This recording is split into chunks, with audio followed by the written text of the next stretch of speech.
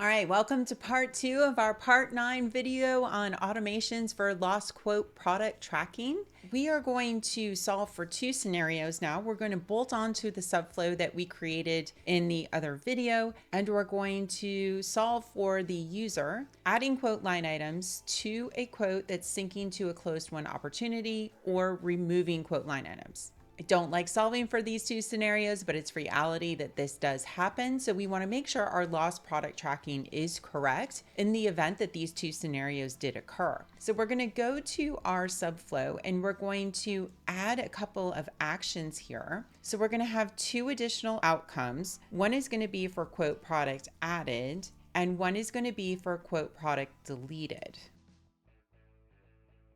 So this is going to look for the process to equal quote product added.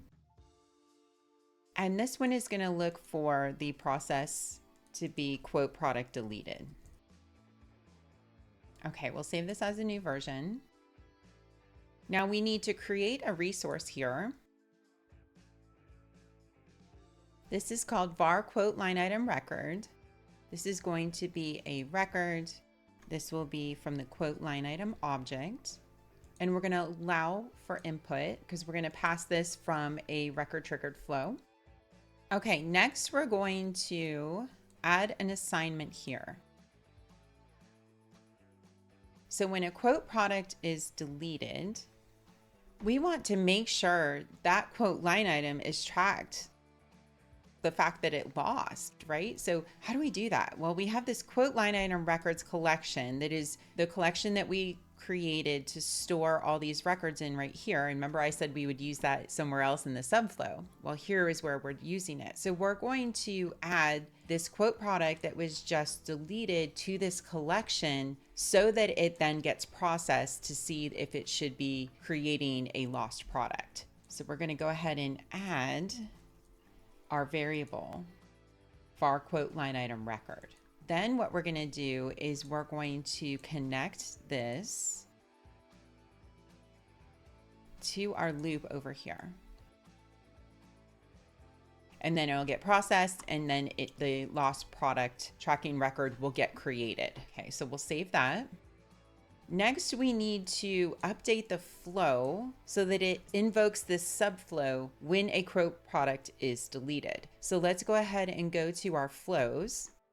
And we're going to go to a flow that we created in a previous video, our quote line item before delete flow. So this is the flow that shows a custom error to the user and doesn't allow them to delete quote products under certain conditions.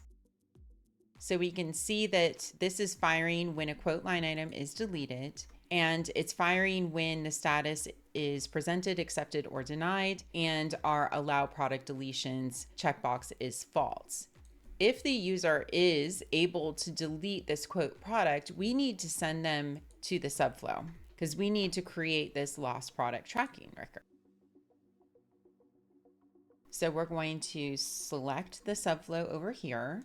We're going to say we're sending to the subflow. Then we're going to select all of our variables. Oh, and I need to activate my flow here. We'll save this as a new version. Okay, let's refresh so that we can map that variable. All right, so we need to map our opportunity ID, which is related to the quote. Our process is going to be quote product deleted. And then we're going to pass the record that triggered this flow here. Okay, we're going to save this and activate that. So now our quote product deleted process is all set up. The record triggered flow is going to invoke the subflow perfectly. So next we need to satisfy the scenario where a user is adding a new quote product. So we need to create a new flow because we don't have one that's firing on the quote line item when a record is net new. So we're going to create a new record triggered flow here. This is going to be on the quote line item object. It'll be when the record is created. And then I'm going to add a decision element here. So is the quote syncing to a closed won opportunity? That's what we need to check here. So we're going to put in criteria for all of that. So we're going to go to the quote line item. We're going to go to the quote. We're going to go to the opportunity, and we're going to see if the one field is true. I never use stage because people can have multiple stages and stage names could change. I always look for the one checkbox to be true. All right, next we're going to check to see if this quote product is related to a quote that is syncing back up to the opportunity. So we're going to look for the opportunity synced quote ID to match the quote ID that this quote product is related to. Then we want to send it to our Subflow. So we'll look for our Subflow. And in this scenario, we're actually going to remove the lost product tracking records, not create them. And then we'll pass our 3 variables, our opportunity ID, our process is quote product added, and then we're just going to pass the record that triggered this flow. And that's it on this one. So we'll save this. We'll give it a nice name and description. This is a flow that's going to fire after the record is created. It's going to send the records to a Subflow. We'll activate this. Now we need to go back to our Subflow, and we're going to identify what are we going to do here. Well, we need to check to see if there's a lost product tracking record that we need to then delete. So let's do a get records here. So we're going to look for the lost product tracking object. We're going to look for the opportunity equals the var opportunity ID that we passed into the flow. And then we're going to look for the product. We're going to go through the var quote line item variable that we're passing in, and we're going to check the product there. Now, if you decided to create more than one lost product tracking record per product, this could get a little bit more complicated for you, right? So you're going to have to check like discount values, sales price, and the product. You're not in quantity. You're not going to be able to just look at the product ID. So keep all that in mind. We're not solving for all the zillion scenarios in this video. We're going to give you a solid foundation for being able to track this. All right. So we're going to look for our get lost product tracking record. And then we really just need to store the ID. We don't need to store any other fields. So if this does exist, then we want to delete it.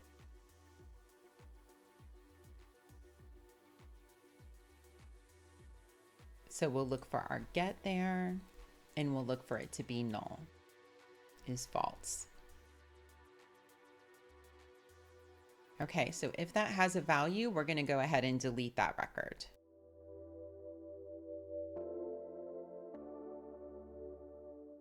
That's this one right here. Now, the next thing that I wanted to show you is you could have some weird stuff going on, right? You could have a lot of other different scenarios where you want to invoke this flow, and you may need to query the existing lost products and not add them again. Here's a couple of steps that you could bolt on to help you out a little bit. So we'll do a get records here, and here we're going to get the existing lost product records. And then this is going to be lost product tracking. The opportunity is going to equal the variable that comes into the flow.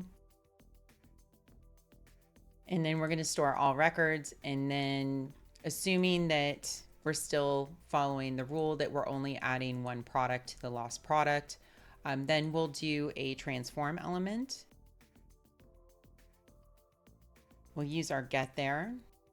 And then we're looking for the collection here, not the single one. That's the one that we wanted to lose. So we are going to choose get existing lost product records. And then we're going to map that to a text collection. So it's very much the same way that we did with the opportunity line items.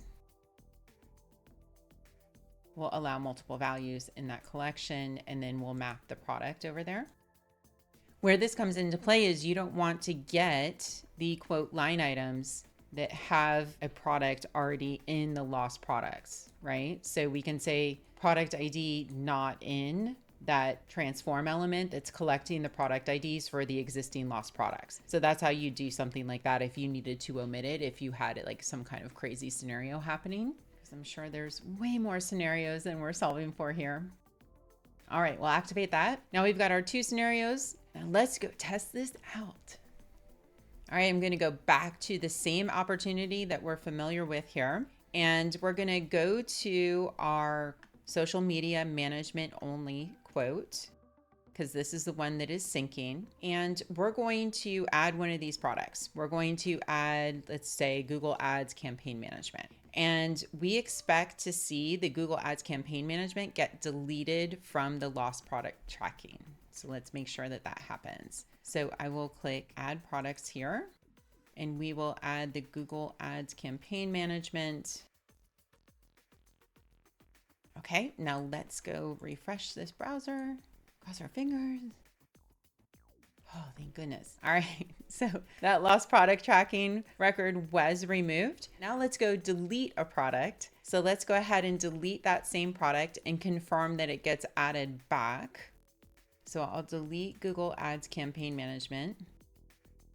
Oh, products cannot be deleted. So our customer is working perfectly. All right, let's go ahead and check this box and say, yes, I can delete products. Always want to build a kill switch in for your automations. All right, so we're going to delete this.